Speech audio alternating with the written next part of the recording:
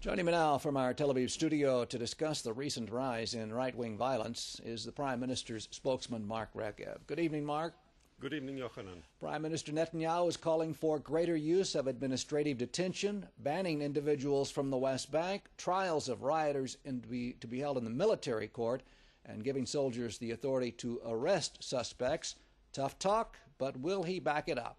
Oh, most definitely. You know, Yochanan, Israel is a vibrant democracy. People are free to express their opinions openly, to demonstrate and so forth, but we cannot tolerate violence. We cannot tolerate this sort of extremist vigilante violence, whether it's against religious institutions, whether it's against police, whether it's against the army. It's just unacceptable, and we as a society will act aggressively to prevent this sort of violence and to arrest perpetrators. Mark, the Prime Minister is refusing to label the right-wing violence as terrorism. His defense minister has. What is the Prime Minister calling it, and what is he calling those who carry out that activity?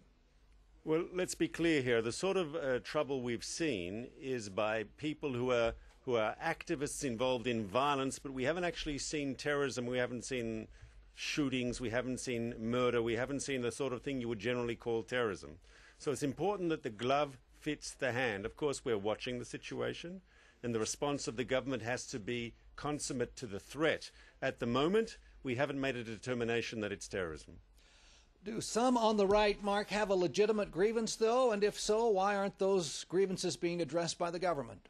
Well, let's be clear. Everyone who has a grievance in Israel can express their view. There's no limitation whatsoever on people petitioning the courts, petitioning the government, demonstrating and so forth. No limitation whatsoever. I mean, I work in the Prime Minister's office. I see every day, almost, a demonstration of one group or another, someone who's got a grievance.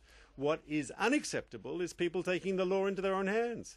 If people believe that political expression is burning down a mosque, they are wrong. That is unacceptable. That's against the fundamental values of Israeli society. It's against the fundamental values of Jewish tradition, and we simply won't tolerate it. And if you're involved in that sort of violence, the police, the security forces will arrest you and you will be punished. Mark, let's change subjects for a moment. Another meeting with the representatives of the International Peace Quartet. Any results, any positive things to tell us? I'm afraid not. In fact, we're disappointed. We earlier in the week put out a proposal officially that this would be a good opportunity for the Israelis and the Palestinian side to restart direct talks. That proposal was rejected. It was rebuffed by the Palestinian side. And though the chief Israeli negotiator, Itzik Molcho, met with the quartet, we noticed that Saeb Erekat, the chief Palestinian, actually didn't even bother to come this time. And I think there's a problem here. If the Palestinian side continues to boycott the negotiating table, I think there are going to be very severe questions raised, very serious questions, as to their true commitment, their seriousness, as to their desire for a negotiated solution, as to their desire for a negotiated peace agreement. And we saw a celebration of sorts in the Gaza Strip. Hamas, the terror organization, marking its 24th anniversary. Not much change in their rhetoric. They still want to see Israel removed from the map. Disappointing?